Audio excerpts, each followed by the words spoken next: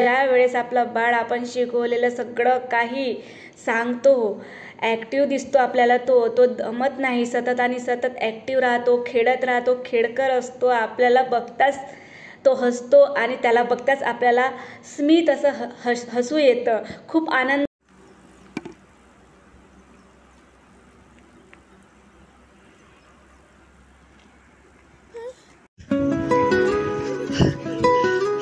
नमस्कार मित्रमैत्रिणींनो, मी आहे Ashwini, motivation bye Ashwini. आपल्या या यूट्यूब चॅनलवर सगळ्यांचं मनापासून स्वागत आहे.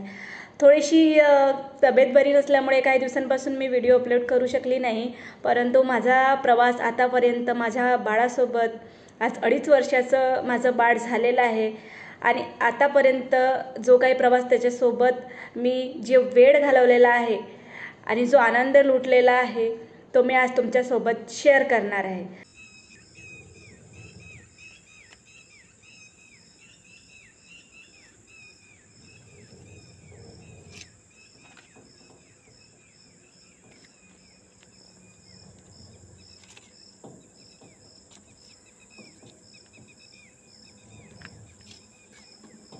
प्रत्येक आईवडिलांना असं वाटतं की आपलं बाळ हे सुदृढ व्हावं, सक्षम व्हावं, त्यांचा गुणांचा विकास व्हावा, तो बुद्धिवान, गुणवंत अशा सगळ्या गोष्टी त्याच्यामध्ये याव्यात, अशा प्रत्येक आईवडिलाचा कल असतो, एक इच्छा आकांक्षा असते. प्रत्येक आईवडील हे आपल्या मुलाला आपल्या मताप्रमाणे, आपल्या विचारांतून घडवतच असतात आणि आजूबाजूचं वातावरण, परिस्थिती ही मुलांना घडवतच असते. परंतु अगदी जन्मापासून ते 4 ते 5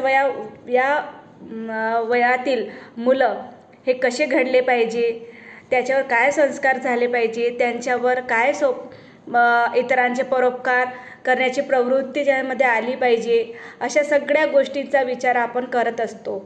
तर जो हा जन्मापासूनचा 4 ते 5 वर्षापर्यंतचा कालखंड जो असतो तो अतिशय म्हणजे सांगण्याचा अर्थ असा की खूप अशा आपल्या उलाढालीमधून आपल्याला तो प्रवास चांगल्या कठीण परिस्थितीतून स्वतःवर नियंत्रण ठेवून, स्वतःचं मन आणि इतरांचं मन जपून, बाळाला समजून उमजून आणि चांगल्या पद्धतीने, चांगल्या विचारातून घडवण्याचा कालखंड हा असतो.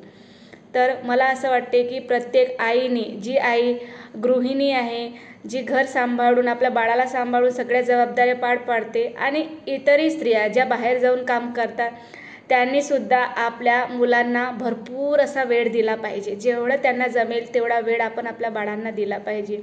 मी गृहिणी असल्यामुळे अगदी 2 महिन्याचं बाळ असल्यापासूनचं आतापर्यंत, आज माझा बाळ 2.5 वर्षाचा झालेला आहे. मी एकटीने त्या बाळाला आज 2.5 वर्षापर्यंत इथपर्यंत पोहोचेपर्यंत मी त्याचं आज पालनपोषण केलेलं आहे. मी माझ्या पद्धतीने माझा बाळाला घडवलेलं आहे. प्रत्येक आईवडील हे आपल्या बाळांना आपल्या पद्धतीने घडवत असतात. तर अगदी 2 महिन्याचं बाळ होतं तेव्हापासून आजपर्यंत बाळाचा सांभाळ करण्यात मला खूप ताऱ्यावरची कसरत करावी लागलेली आहे. अर्थातच सगळे आईवडील करतात, कारण की ती जबाबदारी असते, त्यांचं ते कर्तव्य असतात, ते आपल्याला निभावंच लागतं. परंतु मित्रमैत्रिणींनो, या सगळ्या स्टेजमधून जेव्हा आपण जात असतो त्यावेळेस आपल्या शरीराची जी झीज होते, हानी होते, अर्थातच ते होणारच आहे, कारण की डिलिव्हरीचा पिरियड निघून चाललेला जातो, आपल्याला पुरेशी अशी झोप मिळत नाही, त्याच्यानंतर जेवण केलेलं डायजेस्टसुद्धा होत नाही, त्यामुळे स्तनदा माता असतो, आपण स्तनपान करत असतो, त्यात आपली झोप होत नाही, जीवन बऱ्याप्रमाणे आपलं होत नाही, त्यामुळे आपले हार्मोन्स इम्बॅलन्स होतात, चिडचिड होते, ताण तणाव आपल्या शरीरावर दिसून येतो. काही महिलांचं वजन अतिशय मोठ्या प्रमाणात वाढतं, तर काही महिलांचं वजन हे खूप कमी झालेलं असतं, खूप विकनेस आलेली असतो. प्रत्येक स्त्रीला हे माझं बोलणं पटणारच आहे, कारण की प्रत्येक स्त्री या स्टेजमधून गेलेली असते.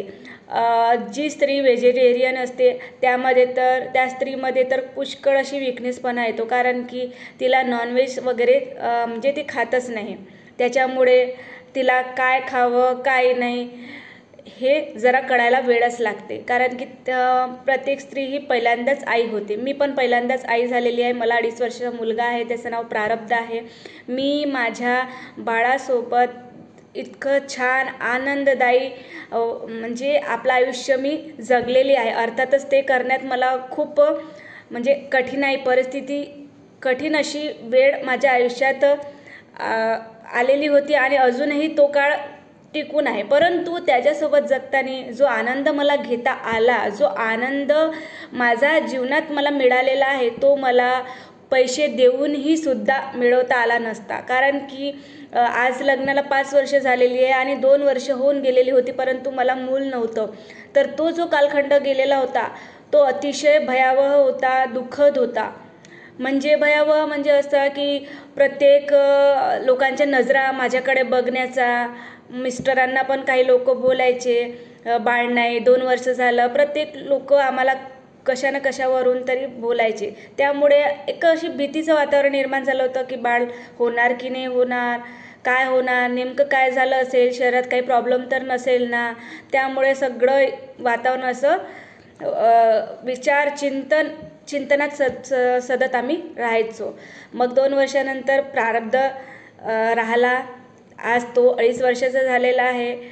तर ताऱ्यावरची कसरत ही होतीच, कारण की भरपूर मिस्टरांची जॉब अशी एमर्जन्सी ड्युटी असल्यामुळे ते सतत म्हणजे अपडाऊन करायचे, पण बहुतांश वेळ त्यांना बाहेरच राहावं लागत होता. त्या कारणानं तर एकटीवर सगळी जबाबदारी आलेली होती. काही स्त्रिया नशीबवान म्हणा असतात की ज्यांना असं कुटुंब म्हणजे त्यांच्या कुटुंबामध्ये पुष्कळ असे असतात व्यक्ती असतात जी बाळाला सांभाळू शकतात. परंतु प्रत्येकाच्या नशिबात किंवा जीवनात असं नसतं. त्यातली मी एक आहे असं मी तुम्हाला सांगते आहे की मिस्टरांचा जॉब सोलापूरमध्ये असल्यामुळे मला इथे बाळाला सांभाळण्यासाठी मी एकटीच मला ताऱ्यावरची कसरत करावी लागते. त्याच्यामागे काही का असेना, परंतु तो आज 2.5 वर्ष झाल्यामुळे पुष्कळ असा कालखंड निघून गेलेला. आज तो चालायला लागला, बोलायला लागला आहे, तल्लख बुद्धी आहे त्याची. ज्याला जे सांगितलं तो ते आठवण ठेवते, स्मरणशक्ती छान आहे. पोटात असल्या होता तेव्हा मी त्याला गर्भसंस्कार स्वतः कुठे न जाता स्वतः चांगला पॉझिटिव्ह विचार करून, चांगल्या गोष्टी ऐकून बाळाला आपला गर्भसंस्कार मी घरीच देत होती. त्यामुळे कदाचित होऊ शकते की आज माझं बाळ ॲक्टिव्ह आहे, त्याचं ब्रेन खूप शार्प आहे. कुठलीही गोष्ट एकदा सांगितली ते तो लक्षात ठेवतो आणि पुष्कळ असं त्याला येतं. तर माझं असंच म्हणणं होतं की या स्टेजमधून आपण न घाबरता अगदी ही वेळ निघून जाईल आणि पुन्हा चांगली वेळ येणार हे स्वतःला प्रत्येक वेळी सांगत राहायचं. कारण की आपण या सगळ्या गोष्टीतून जात असतो तेव्हा आपली खूप अशी चिडचिड होते. एखाद वेळेस आपल्या बाळावर पण राग निघतो, परंतु काय असते ते आपलं कळतं की आपण खूप अशा खालच्या मनस्थितीमध्ये पोहोचलेलो असतो की आपल्याला सुचतच नाही की आपण काय करत आहे. परंतु ते सगळं घडल्यानंतर शांतपणे शांतचित्त मनाने विचार करायला पाहिजे की नाही, ही वेळ पण निघून जाणार. तर आपली जी अशी खालावलेली परिस्थिती आहे, आपलं जे शरीर आपल्या डिलेव्हरीच्या याच्यातून गेलेलं असतं, या सगळ्या गोष्टीतून आपण गेलेलो असतो. तर या सगळ्या गोष्टीमधून जाताना स्वतःचा सुद्धा आपण विचार करायला हवा. आपल्याला भरपूर असं छान पद्धतशीर आहार आपण घेतला पाहिजे.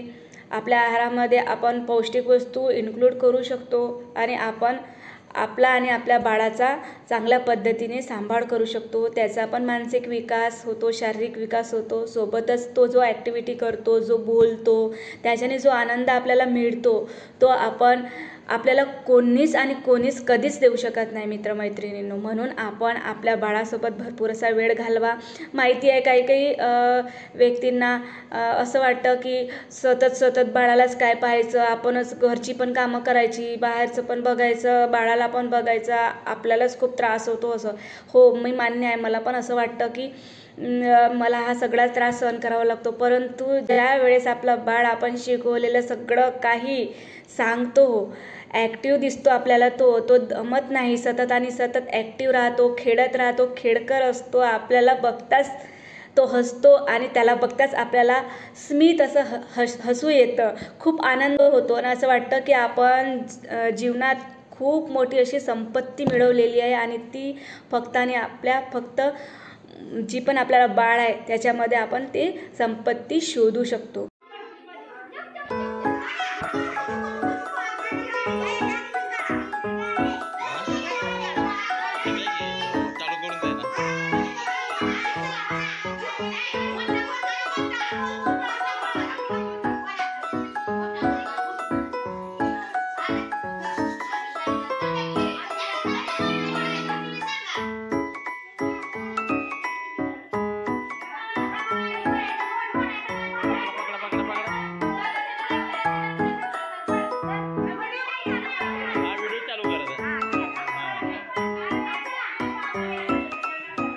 तर तुम्हाला माझा हा व्हिडिओ कसा वाटला तुम्ही नक्कीच कमेंटमध्ये सांगा.